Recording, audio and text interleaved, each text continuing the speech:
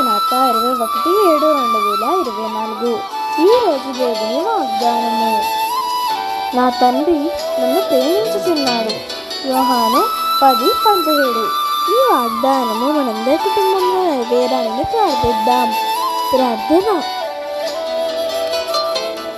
దేవా, నీకు వందనములు. మాకు ఈ వాగ్దానము చేసినందుకు నీకు స్తోత్రములు. నా పనుల ఎన్నను రాకపోకలు ఎన్నను మాకు తోడా ఎన్నను. మీ బిడ్డలకు కలిగిన సమస్తము దీవించండి. ఆయుష్ను ఆరోగ్యాన్ని దయచేయండి.